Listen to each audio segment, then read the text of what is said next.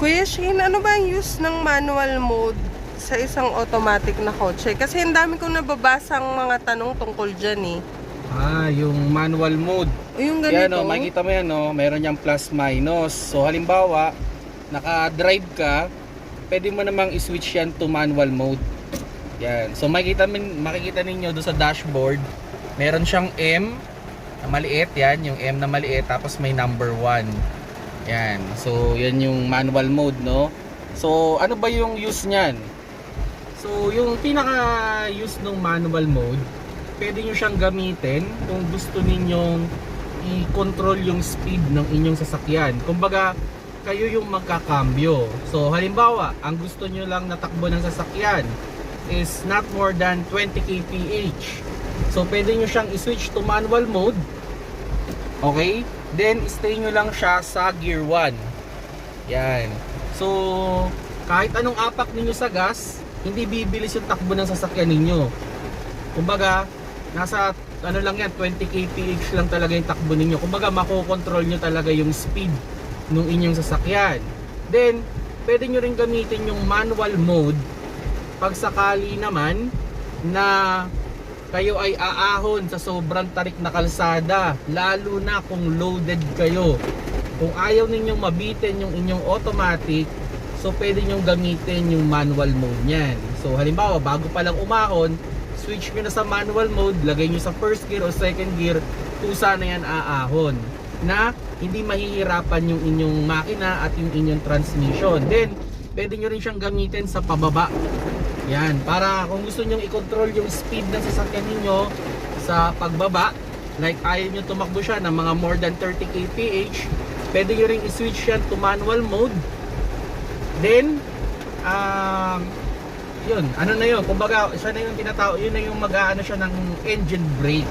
So, Pero pwede ba yung i-switch kapag naka-drive ka tapos magma-manual mode ka habang tumatakbo? Oo naman, pwede. Halimbawa, ito, nasa senaryo tayo ngayon. Lalabas na tayo ng highway, no? So ngayon, nasa drive ako ngayon. Okay, naka-drive tayo ngayon. Okay? Then pwede naman tayo mag-switch to manual mode kahit umaandar ang inyong sasakyan. Pero ito yung reminders ko pag kayo ay mag-switch to manual mode habang umaandar, sana nasa control speed sana kayo. Huwag masyadong mabilis. O halimbawa, ngayon tumatakbo na tayo, di ba? So nasa drive tayo ngayon, then i-switch ko siya to manual mode. O yan, nasa manual mode na tayo. So yun, nakita nyo, nagta-third gear siya, no?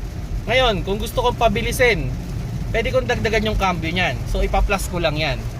Yan. So bibilis na yan. Now, gusto kong pabagalin, pwede kong bawasan yan. Oh, ayan. Kusa nang babagal yung aking sasakyan. So magme-maintain na lang siya ng speed. So yun yung kinaganda ng manual mode. Ikaw yung magko-control ng speed ng inyong sasakyan. Oh, ayan. Parang ganyan. Ito. Isang maganda sa manual mode. Pag yung speed ninyo kulang, okay, hindi kayo papayagan yan magdagdag, mag-a-alarm lang yan. Halimbawa yan, naka third gear, ang takbo ko is 30 kph, try ko magdagdag, ayaw niya, di ba? Pero bibilis ako ng konti. Ayan nadadagdagan na, di ba? So babawasan ko. Ayan, so nagbabawas siya. Ang pinaka-idea ng manual mode, pag bumabagal kayo, kusa siyang nagbabawas ng cambio.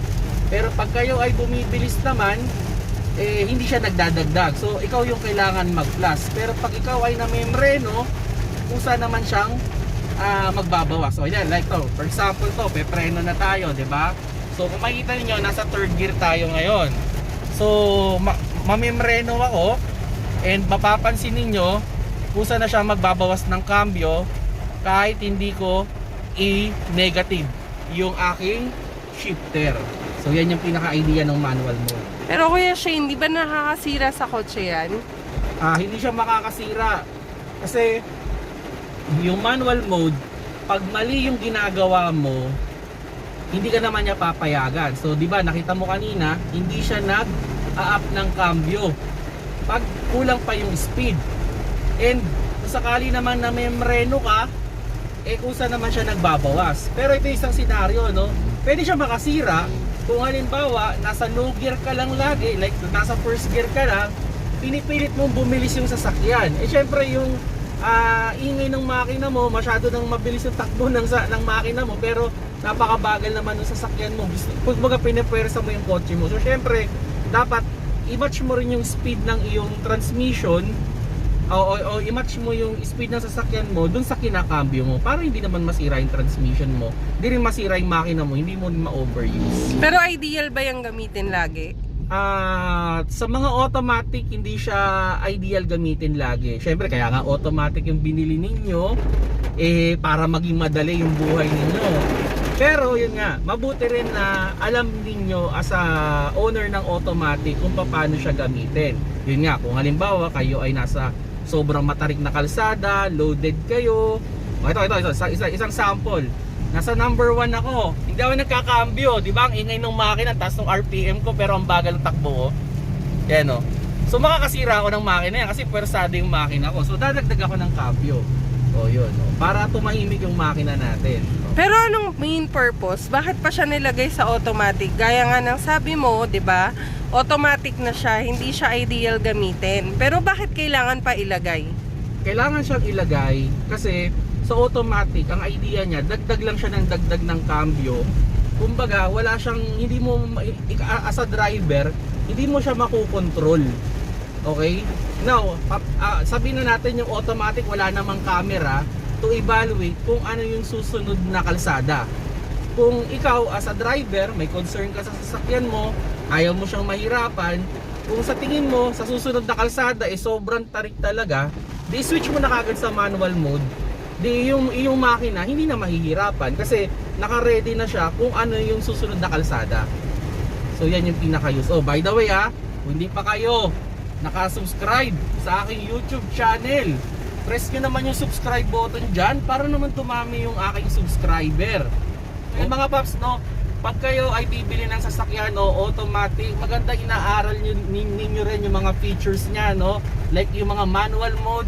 Kailangan alam nyo rin kahit paano siya gamitin. Hindi nyo naman kailangan gamitin talaga necessary everyday yan. Actually, siguro sa lifetime ng kotse, kung tumakbo kayo ng 100,000 kilometers, baka nga yung ano lang doon, yung mga 5 kilometers o 100 kilometers lang yung ginamit niyo ng manual mode.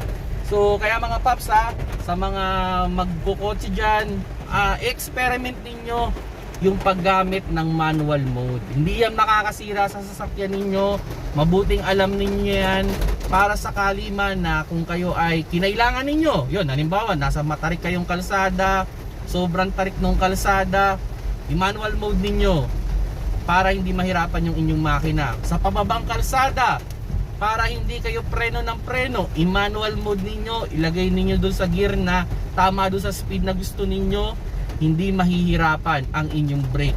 So safe na safe ninyong ma-encounter or madadaanan yung mga kalsada na sobrang tarik, sobrang pababa. Gusto niyo mag-enjoy, mag-drive, yan, pwede kayong gumamit ng manual mode para din kayong naka manual na kotse. Kung nagustuhan niyo yung video, paki-like na lang mga paps.